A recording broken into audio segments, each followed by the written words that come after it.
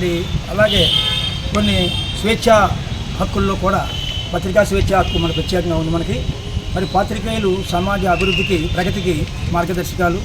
అటువంటి పాత్రికేయుల వృత్తి మరి కత్తిమీద సాములు అంటే మరి ఇవాళ పత్రికా స్వేచ్ఛ అంటే ప్రతి వ్యక్తి కూడా తన వ్యక్తిగత భావాలన్నీ కూడా పత్రికాముఖంగా స్వేచ్ఛగా ఇవ్వడానికి అవకాశం మనకు ఉంది.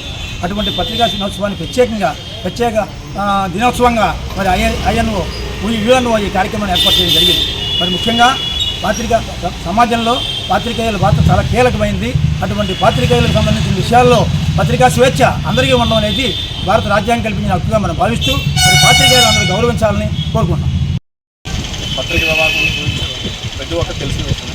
పత్రికా స్వేచ్ఛని ప్రకటించడంలో ప్రపంచవ్యాప్తంగా మే 3వ తేదీన పత్రికా స్వేచ్ఛ దినోత్సవాన్ని ఏర్పాటు చేయడం జరిగింది. అలాగే ఒక జర్నలిజం పత్రికా విలేకరులు ఒక యాంబిషన్తో సొసైటీకి మంచి చేయాలనే ఉద్దేశంతో బయటకు వస్తారు. అలాగే ఒక మంచిని నిజాన్ని బయటపెట్టడంలో వాళ్ళు ముందడుగేస్తూ ఉంటారు. ఇదే క్రమంలో వాళ్ళపై జరిగే దాడులు అనేది చాలా అమానుషం. వాటిని మనమందరం కూడా అరికట్టాలి. అలాగే పత్రికా విలేకరులను ప్రతి ఒక్కరిని గౌరవించాలని కోరుకుంటూ శ్రీ విజ్ఞాన వేదిక ఆధ్వర్యంలో చెరుకోటి రంగసాయి గారి ఆధ్వర్యంలో ఈరోజు దేవరపట్నం తాలూకా ఆఫీసు కార్యక్రమం ఏర్పాటు చేయండి. పత్రికా స్వేచ్ఛకు ఆటంకం ఉందని కూడా చెప్పాలి.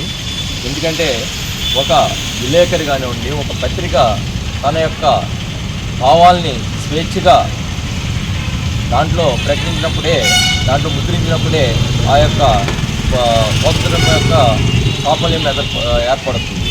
ఎందుకంటే ఎక్కడైతే స్వేచ్ఛగా పత్రిక నడపబడుతుందో అక్కడ సమాజానికి మంచి మేలు జరుగుతుంది. సమాజంలో ఉండే రుగ్మతలు కానివ్వండి, లేకపోతే కష్ట నష్టాలు ఏమన్నా కూడా పత్రికల్లో స్వేచ్ఛగా ప్రకటించినప్పుడే ఆ యొక్క సమాజము అభివృద్ధి చెందుతుంది. కాబట్టి పత్రిక యొక్క స్వేచ్ఛ ఉన్నప్పుడే ప్రజాస్వామ్యము మనుగడ ఉంటుంది. పత్రికా స్వేచ్ఛ, పత్రికా స్వేచ్ఛ, పత్రికా స్వేచ్ఛ, పత్రికా స్వేచ్ఛ, పత్రికా స్వేచ్ఛ.